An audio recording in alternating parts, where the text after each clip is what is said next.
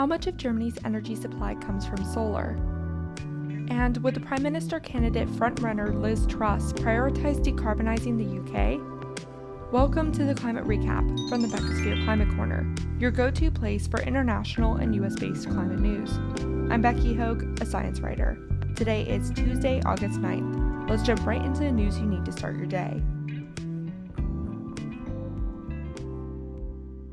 Let's start with some extreme weather events. Flash floods from the heaviest rainfall in 3 decades killed at least 549 Pakistanis over the past month, most of the deaths being located in the nation's most impoverished province, Balochistan. I first spoke about the floods almost a month ago, back when the death toll was 135 people, so it's sadly increased dramatically since then. Dams have been breached and more than 46,200 homes have been flooded. While this is the monsoon season for the area, the past month has seen 130% more rain than average for Pakistan, according to the National Disaster Management Authority, or NDMA. Balochistan, which borders Iran and Afghanistan, saw 305% more rain than the annual average. Jeez. In North America, more than half of Mexico is in its worst water crisis in 30 years. People are getting desperate because they can't afford bottled water and have had to drink brackish water out of trucks. Meanwhile, companies like Coca-Cola and Heineken continue to take billions of liters of water from public reserves through private wells. They have headquarters in Monterrey, one of Mexico's largest cities, and take over half, nearly 50 billion liters, of the city's water supply each year. Some parts of Monterrey haven't had water running for over a month. On July 18th, Mexican President Obrador asked the drink companies to stop production and give their water to the public. Heineken said it would give back 20% of its supply for public use. Coca-Cola invited the public to collect free water from its Topo Chico mineral water factory, but it's too far away from most residents. Activists say it's not drought, it's plunder.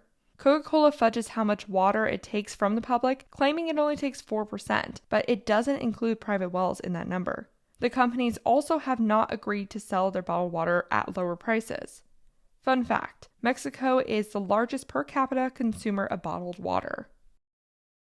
Okay, we need some climate victories. Germany has upped its energy sector clean energy goal from 42% by 2030 to 80% by 2030 as Russia crunches the gas supply. This was overdue because in 2020, 50% of its energy supply was already renewable energy, though biomass accounts for 9%, which many scientists argue is not really renewable or sustainable. Biomass can either mean burning wood pellets or biogas, which is usually produced through growing corn and soy. So they're only called renewable, implying that they can be sustainably replenished, which is particularly not true for wood pellets because not all trees are created equal. Both biomass forms contribute to deforestation as well. Anyways, Germany also got 13% of its power from nuclear in 2020. And just to round it out, it got 24% of its energy from coal and 12% of it from gas. Germany plans to have its energy sector fully carbon neutral by 2035. This is ambitious, but for these past 3 months, Germany has had record solar output, producing a fifth of the country's energy generation. Like in the US, Germany could benefit from incentivizing its domestic solar production. In Canada, the Tasulk First Nation on southern Vancouver Island started working with ocean data collector Marine Labs, which collects real-time data about the ocean to better understand what's going on in the Sooke Basin and other areas the First Nation uses for sea harvesting. Increasing temperatures are killing off marine life in this area, including important catches for traditional foods, and the tribe wants to make sure that they are prepared for the changes. Marine Labs has deployed 41 smart buoys that can detect wind speed, wave size, number of boats and ships passing through, water temperature, and water salinity. Pretty cool collaboration. We have to talk about some climate fails, starting with fossil fuel profits. Shell and BP together are set to get $9.1 billion or £7.5 billion of UK taxpayer money as Treasury incentives for North Sea development, which defeats the purpose of the $6.1 billion or £5 billion windfall tax announced a few months ago. The UK government defended the windfall tax, which it says could raise billions past the initial £5 billion by 2025. But the companies still make a profit through super deductibles, which would make a £100 investment only cost companies £8.5. The government justifies this huge incentivization as a way to move from Russia oil and gas and put fossil fuel money back into projects that can benefit the public. But the companies really don't need that support based on how much Shell and BP have profited from the war-exacerbated energy crisis. Shell reported $11.5 billion, or 9.5 billion pounds, in pure profit last quarter, the second record profit announced in a row. BP announced the highest profits in 14 years a week ago at $8.5 billion, or 7 billion pounds. Meanwhile, UK families are struggling with crazy energy bills and high gas prices. Messed up situation. Amid all of this, climate activists from the Green New Deal Rising disrupted UK Prime Minister candidate frontrunner Liz Truss's appearance at a meeting with potential voters, accusing her of having no plan to tackle the energy crisis or the climate crisis. According to Dismog, when Truss served as the environmental secretary between 2014 and 2016, she cut solar subsidies, calling them a blight to the landscape, and harmed food production, despite having lack of evidence to support either claim. Then, when she was the chief secretary of the Treasury in 2018, she took meetings with Koch family-funded libertarian think tanks and lobby groups with a history of spreading climate denial. She has supported fossil fuel project expansions and fracking. But in 2021, she talked with the U.S. about corporate transparency provisions on climate change and mitigating air pollution. And in her most recent role as Foreign Secretary, she announced plans during COP26 to have the UK invest in clean energy technology and infrastructure in parts of Asia, Africa, and the Caribbean. Both Truss and the other UK candidate, Rishi Sunak, have said that they would support reaching net zero emissions by 2050, but it's clear that they'll prioritize the economy over the clean energy transition. This shouldn't be an either-or because moving towards clean energy and climate mitigation and adaptation is essential for maintaining a stable economy, but many people still don't see it that way. Truss says she will prioritize bringing down the cost of living and cutting taxes and wants to lift the green levy, which makes polluting activities or technologies more expensive to move the market towards cleaner methods.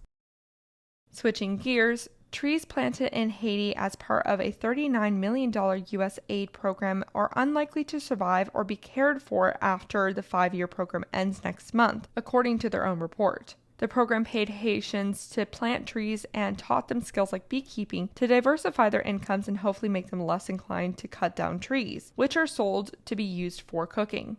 Haiti has lost 9% of its tree cover over the last 20 years through a combination of extreme weather events, chopping wood for charcoal, and creating space for farming. Reducing tree cover reduces carbon uptake ability, alters how the local ecosystem operates, and makes areas more vulnerable to more extreme weather events like flooding and landslides.